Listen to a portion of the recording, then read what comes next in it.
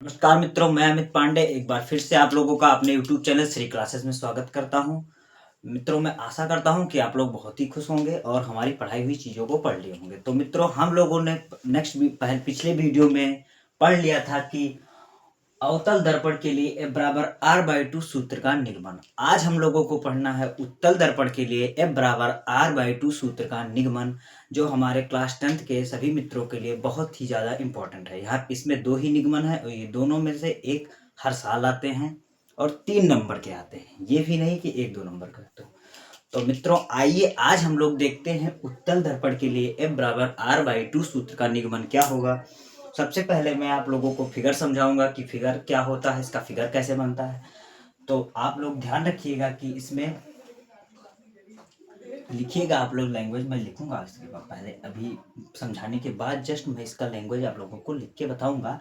माना MN एक उत्तल दर्पण है, हम लोग पहले एक उत्तल दर्पण बनाएंगे जिसको MN का नाम देंगे। माना MN एक उत्तल दर्पण है जिस पर AB एक आपतित किरण है, जिस पर AB को एक आपतित किरण मानेंगे। और फिर उसके बाद में जो हमारी क्या कहते हैं BO है, जो हमारी BO है, AB एक आपतित किरण है, सॉरी AB एक हमारी आपतित किरण हो जाएगी, और जो हमारी AO हो जाएगी, जो हमारी एक AO हो जाएगी, ये हमारी परावर्तित किरण हो जाएगी। AO जो हमारी हो जाएगी, ये हमारी परावर्तित किरण हो जाएगी। जिस पर बिंदु P जो हमारा है ये ध्रुव होता है, ये आप लोग जानते हैं पहले से कि बिंदु P ध्रुव होता है, बिंदु F फोकस दूरी और बिंदु C वक्रता केंद्र होता है। आइए लिखते हैं हम लोग अब इसका क्या होगा। तो माना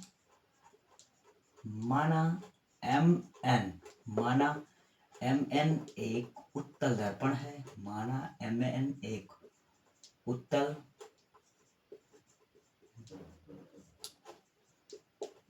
दर्पण है जिस पर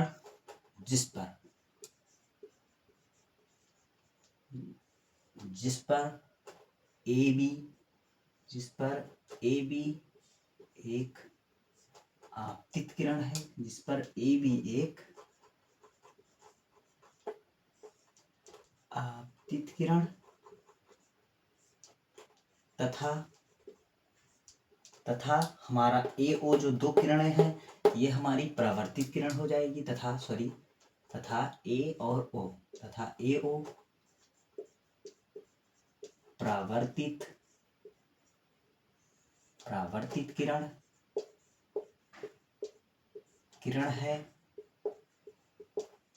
और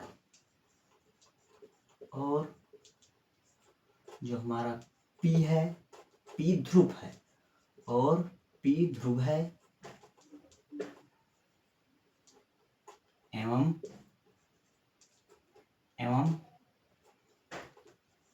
F फोकस दूरी। F हमारा क्या है? फोकस दूरी है। F हमारा क्या है? फोकस दूरी। तथा जो भी है C है, तथा C क्या है? वक्रता।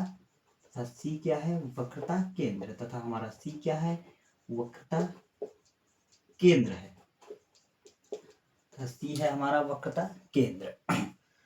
जो हमारे भाई हमारा पिछला वीडियो अवतल दर्पण का देखे होंगे वो लोग जानते होंगे कि इसमें प्रकाश परावर्तन का सूत्र लगता है। प्रकाश परावर्तन के सूत्र के अनुसार एंगल I जो होता है, जो हमारा एंगल I होता है वो हमारा एंगल R के बराबर होता है। तो अगर आप लोगों ने अभी तक हमारी पिछली वीडियो अवतल दर्पण के लिए F बराबर R/2 सूत्र का निगमन नहीं देखा है तो कृपया एक बार हमारे यूट्यूब चैनल श्री क्लासेस पे जा करके उसको जरूर से जरूर देखें, ताकि आपको जब तक आप लोग अवतल दर्पण के लिए F बराबर R/2 सूत्र का निगमन अच्छे से नहीं देखेंगे तब तक ये आप लोगों को 2-4% कम समझ में आएगा। आप लोग अगर उसको भी देख लेंगे, इसको भी देख लेंगे, तो इसका मतलब आपका 3 नंबर पक्का हो जाएगा। तो क्या होगा, इसमें प्रकाश परावर्तन का नियम लगता है। किसका नियम लगता है? प्रकाश परावर्तन का।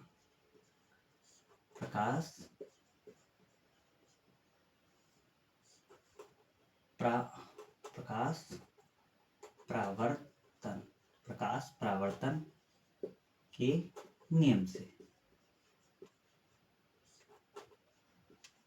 ठीक है मित्रों, प्रकाश परावर्तन के नियम से। अब प्रकाश परावर्तन का क्या नियम होता है? तो प्रकाश परावर्तन के नियमानुसार जो हमारा एंगल आई होता है वो एंगल आई बराबर हो जाता है एंगल आर के।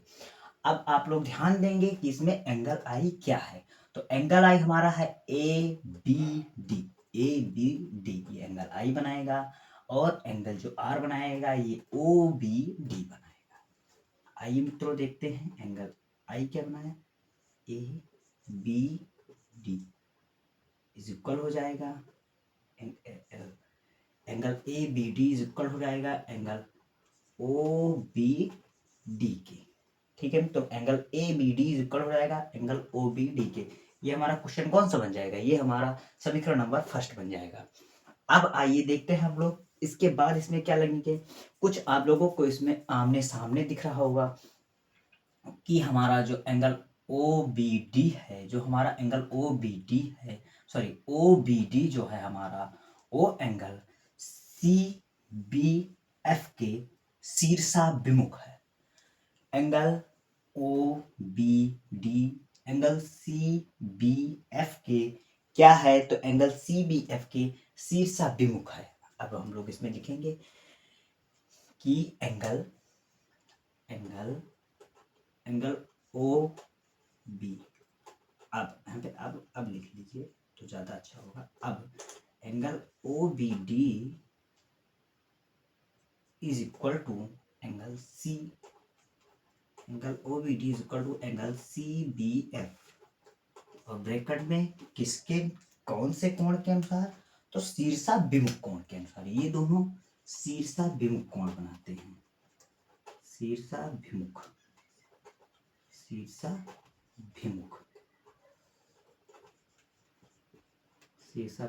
कोण से। ये हमारा समीकरण सेकंड हो जाएगा। ये हमारा हो जाएगा समीकरण नंबर सेकंड। अब आप लोग क्या देखिएगा कि अगर अब आप लोग देखिएगा जो ए बी है ये हमारे पी और सी के, ए बी जो है ये हमारे पी और सी के क्या है? तो ए बी समांतर है पी सी के, और इसमें जो बिंदु है जो ये है ओ सी है, ये एक दूसरे को क्या करती है? प्रच्छेद करती है, मतलब काटती है। तो अब हम लोग लिखेंगे, क्योंकि अब हम लोग लिखेंगे इसको कि जो हमारा है ए बी जो हमारा है वो समांतर है। किसके समांतर है? समांतर है, सॉरी ए बी जो हमारा समांतर है वो किसके समांतर है? तो ए बी जो हमारा समांतर है वो हमारे पीसी के समांतर है। ए बी समांतर किसके है? पीसी के।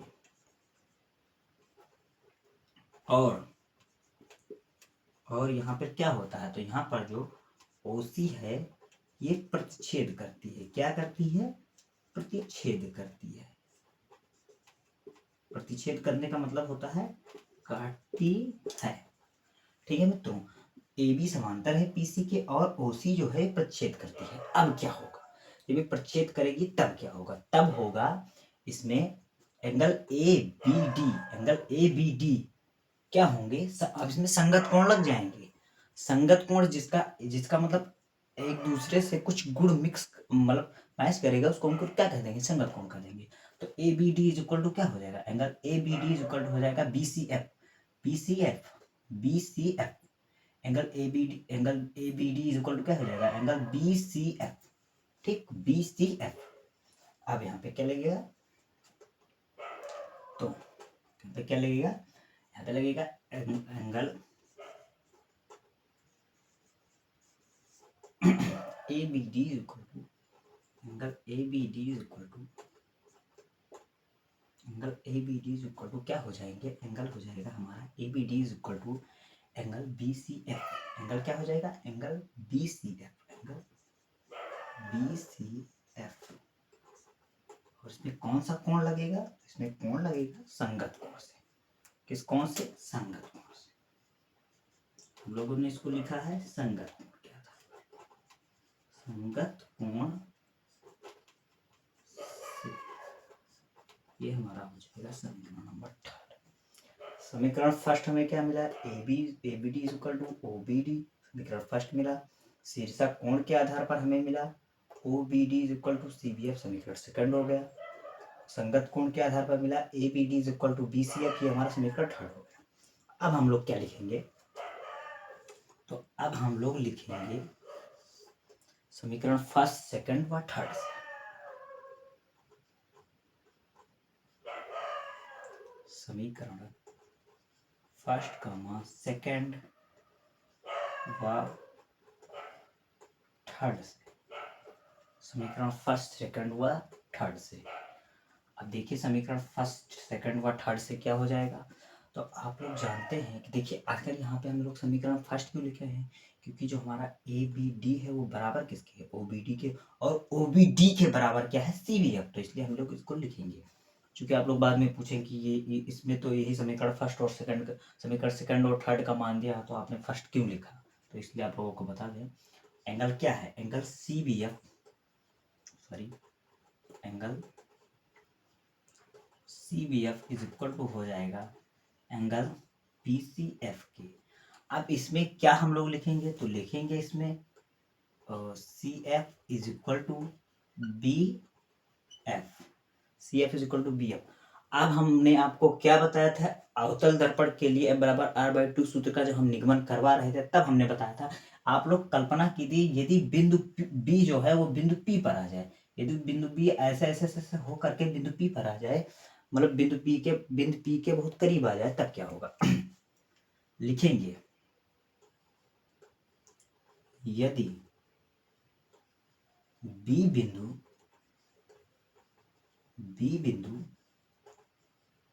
P के बहुत क्या हो, करीब हो, तो अब अगर यदि हमारा बिंदु B बिंदु P के बहुत करीब हो जाएगा तब क्या होगा, तो आइए देखते हैं तब क्या होगा। तब हो जाएगा ये कि P F is equal to B F, P F is equal to B F, P F is equal to B F, P F is equal to B F. अच्छा अब यहाँ पे हम लोग क्या लिखेंगे, अब हम लोग लिखेंगे P F is equal to C F, P F is equal to C F, C F क्यों लिखेंगे, आप लोग यहाँ पे देखिए B F is equal to C F है, इस वजह से हम लोग P F is equal to C F लिख देंगे, इसमें लिख लीजिए, चूंकि जो हमारा पी एफ है, P F is equal to C F है, चूंकि जो हमारा सी एफ जो हमारा है, चूंकि C F is equal to क्या है, B F, C F is equal to क्या है, C F is equal to क्या है, बी एफ है, ये आप लोग लिख लीजिए। अब क्या होगा, अब हमारा क्या होगा, तो अब हमारा यहाँ पे आ जाएगा P F is equal to,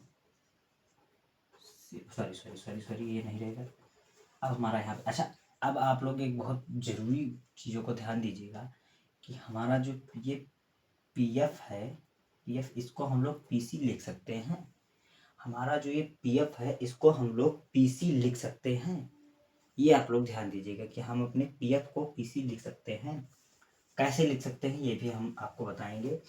तो हमारा जो ये पी एफ है ये किसकी कल्पना में आया है, जो हमारा पी एफ है किसकी कल्पना में आया है, ये इसकी कल्पना में आया है, इस वजह से हम लोग यहाँ पे पी सी लिख सकते हैं क्योंकि ये इसी के सी के अंदर है। तो P C is equal to हम लोग C F, sorry P C minus C F is equal to C F लिख सकते हैं, इस वजह से हम लोग सी एफ यहाँ पे भी लिख सकते हैं। तो हमारा क्या हो जाएगा, अब हमारा हो जाएगा P C is equal to C F plus C F, C F plus C F.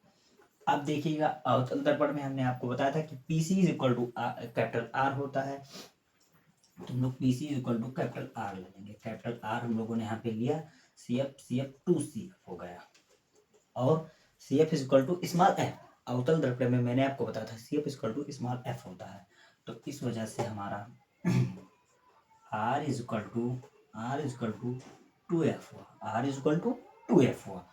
अब हमारा f बराबर क्या हो जाएगा, तो f बराबर r/2 हो जाएगा, f बराबर r/2 हो जाएगा, ये भी हमारा प्रूव्ड हो गया मित्रों। ये था आपका उत्तल दर्पण के लिए f बराबर r/2 सूत्र का निगमन, मैं आशा करता हूँ कि आप लोगों को बहुत अच्छे से समझ में आया होगा। एक बार मैं साइड में हुए जा रहा हूँ, आप लोग इसका स्क्रीनशॉट ले लीजिए, फिर मैं आपको समझाता हूँ कैसे क्या होगा।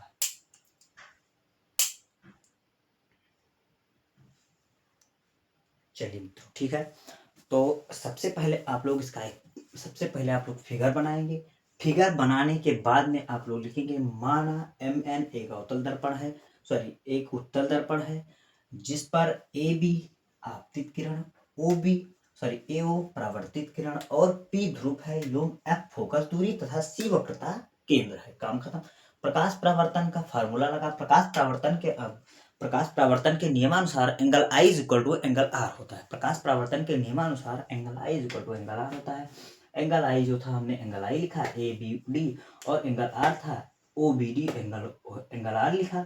फिर हम लोगों ने अब इसमें क्या लगा, अब इसमें हम लोग शीर्षाभिमुख देखने लगे कि ये तो भाई एक दूसरे के शीर्षाभिमुख है, इसलिए इसमें शीर्षाभिमुख कोण के अनुसार OBD is equal to CBF हो गया। ये समीकरण हमारा सेकंड बन गया।